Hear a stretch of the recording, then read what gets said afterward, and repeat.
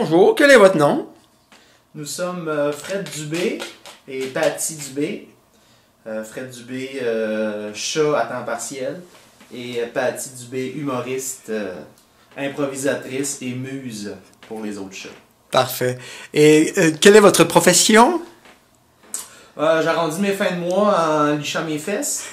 Et elle, elle est auteure et humoriste. Excellent. Voilà. Alors, pourquoi ce choix de métier, là? C'est-tu nous qui choisissons l'humour ou c'est l'humour qui nous choisit? Ça revient à demander l'œuf ou la poule, Guy Cloutier ou Renan Gélil. On sait pas qui est venu avant l'autre. Non, c'est une bonne question. C'est un désir. Moi, ça s'est passé assez jeune, au secondaire. J'étais comique dans mon équipe de soccer, de hockey. Et ensuite, j'ai essayé de transformer ça en œuvre artistique parce que l'humour que j'avais dans la vie, je disais, ça se peut-tu, est-ce que je peux transposer ça sur scène? C'était comme un besoin de s'exprimer. Puis, en parlant avec ma psychologue, au début, je pensais que je faisais de l'humour pour faire des rapprochements et créer des liens avec les gens que j'aime. Mais finalement, je fais de l'humour pour créer une distance avec les autres êtres humains. OK. Processus de création, ça pourrait être quoi un peu, là? Processus de création, ben c'est... ça c'est de la création, ça. Qu'est-ce que tu fais là? T'es en train d'arracher mon agenda. J'ai encore un agenda papier, Colin. Alors, processus de création. Processus de création, ben c'est... il n'y a pas de début puis de fin, hein. Ça se nourrit tout le temps, c'est tout le temps en mouvement. C'est comme si ouvrir, avoir la... On pourrait vulgariser ça par avoir la switch à on. Fait que chaque chose que je lis engraisse mon atelier d'artiste. En fait... Arrête. Ben ça c'est ma petite muse, ça. Ça c'est ma petite muse. En fait, moi j'écris pas grand chose, c'est elle qui vient me susurrer des blagues à l'oreille.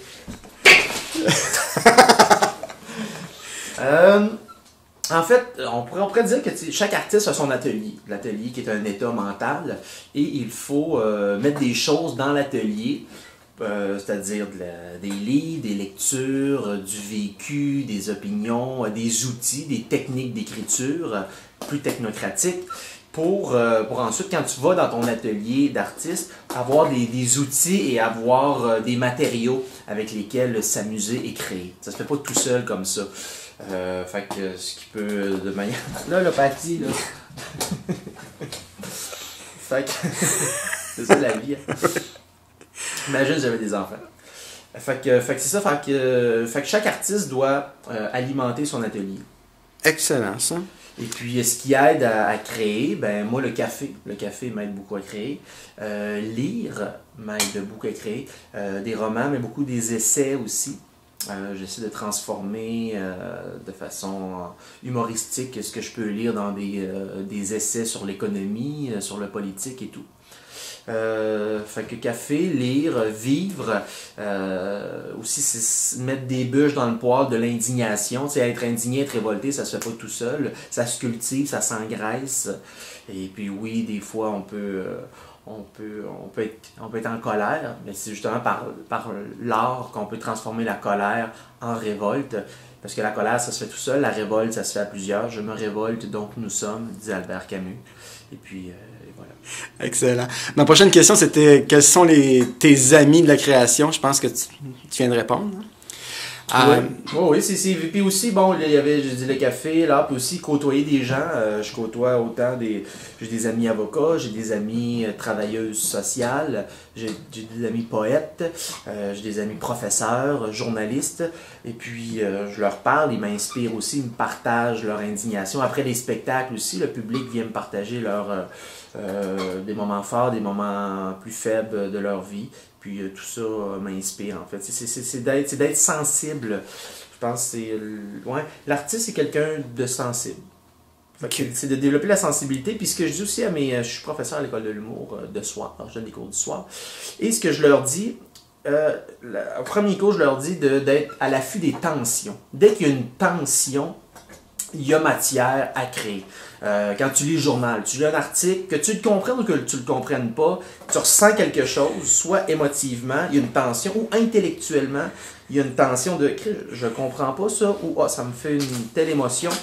Fait que prends en note les tensions quand tu te chicanes avec ton chum ou quand tu chicanes avec ton chum ou avec ta blonde. Il y a une tension en souper en famille, souvent. On lit dans les statuts Facebook, je m'en vais chez moi à Noël, dans le temps des fêtes. Déjà là, tu sens qu'il y a des tensions. Fait que prends en note chaque moment de tension. Ah là, ta parole, je m'ai dit. Elle n'a pas de bon sens. Elle avait de la tension. Ça c'est pas de la tension, c'est de l'attention. C'est ça, mais là, on tombe maintenant dans les ennemis de la création. Les trucs qui te font décrocher ou qui. Je sais pas, on pense peut-être aux réseaux sociaux, des choses comme ça. Mal calibrer ses doses de drogue. OK. C'est clair. Non, ben évidemment, en humour, les drogues fortes pour créer, c'est plus difficile. Moi, j'en prends pas. J'ai des amis qui écrivent en fumant de la Marie-Jeanne, du thé, comme dit Jack Kerouac. Encore là, il faut trouver sa dose et sa sorte. Écrire en boisson, ça vient pas non plus. Moi, ma drogue, c'est le café. Fait que bien choisir ses drogues de création. Les ennemis aussi, trop douter, c'est un ennemi à la création. Ou pas assez douter, c'est aussi un ennemi à la création. En fait, créer, c'est comme même relation qu'avec de l'eau. Hein. Pas assez d'eau, tu meurs de soif. Trop d'eau, tu meurs noyé. Un poète, voilà, un poète. Soit dit en parenthèse, je vois que tu as un micro à côté ici. C'est vraiment ton outil de travail, même quand tu répètes, c'est ça, hein? Oui, ben ici, c'est ici que je crée. C'est mon atelier, pas mental, mais technique. Fait qu'ici, j'ai le petit lit à Patty. Patty, elle se couche ici. Et ensuite, j'ai l'ordinateur que j'écris. Mais je passe de l'ordinateur au micro pour que ce soit plus viscéral, vivant. Et qu'il y ait une discussion quand même. L'humour, c'est un art oral. Fait que si je me contente juste de l'ordinateur, forme écrite, ça peut devenir trop lyrique. Alors des fois, je me lève, je crée avec le micro, j'improvise dans l'espace ici, je retourne à mon ordinateur, là j'écris, je me relève pour qu'il y ait un va-et-vient entre la parole et aussi une pensée qui est plus organisée avec l'écrit quand tu le figes. Et voilà. C'est bon. Il y a certains sportifs qui font de la visualisation. Ils s'imaginent, mettons, en train de descendre une piste de ski à haute vitesse ou quoi que ce soit. Est-ce que toi, tu te visualises? Est-ce que, je sais pas, est-ce que c'est un truc qui te sert ou pas vraiment? Tu te vois sur scène ou pas? Ou... C'est une des choses les plus stupides qu'on m'a dit. Non, mais comme mettons pour... Non, c'est pas vrai, c'est une très bonne question. Oui, j'en fais de la visualisation, je te niaisais. Oui, c'est très utile. Ouais, surtout avant des longs spectacles, des heures de spectacle. Je me projette, je m'imagine sur scène, j'imagine aussi mon énergie, mon attaque. J'imagine surtout l'introduction, la manière que je rentre sur scène. Parce que c'est quand même important... l'amorce, là, pour pas... Faut que l'artiste, en arrivant sur scène, impose son énergie au public et pas se laisse imposer la manière d'être par le public. Parce que le public, il sait pas comment il se sent. Hein. Des fois, il peut avoir une effervescence. Des fois, ça peut être mort. Ben, c'est pas à l'artiste à s'adapter au public. C'est au public à s'adapter à l'artiste. Et puis que ce soit une énergie que l'artiste a une énergie très basse ou très haute, c'est pas ça l'important. C'est d'imposer ça. Fait que je fais de la visualisation. La manière que j'arrive sur scène, la manière que je prends le micro, la manière, ma première phrase, je fais un ça va bien ou je fais une insulte. Fait que, je fais beaucoup de visualisation. Puis ça aussi, je fais des auto-entrevues. Des fois, je m'imagine en train de répondre à des questions comme on le fait présentement. Ouais. Fait que ça m'aide à m'ostiner avec moi-même. Des fois, je me pose des questions, puis je suis pas capable d'avoir un raisonnement pertinent et rationnel. Ben, je retourne lire sur le sujet. Puis pour ce qui est de l'improvisation, improvisation avant, pendant... Les deux. Il y en a... Quand on fait de l'anecdote, je pense que c'est plus facile un peu à improviser, parce que tu as vécu un peu l'histoire. Moi, il y a des choses que je me permets d'improviser en rodage, certains bouts de numéros, mais il y a d'autres numéros dans la structure où là, j'attends d'avoir fait 3 versions, 4 versions, d'avoir vraiment travaillé le texte, l'apprendre par cœur et de le savoir sur le bout de mes doigts, puis après ça de le faire sur scène, là il n'y a pas de place à l'improvisation. Ça dépend qu'est-ce que j'écris, c'est quoi le sujet, c'est quoi aussi le rythme du texte.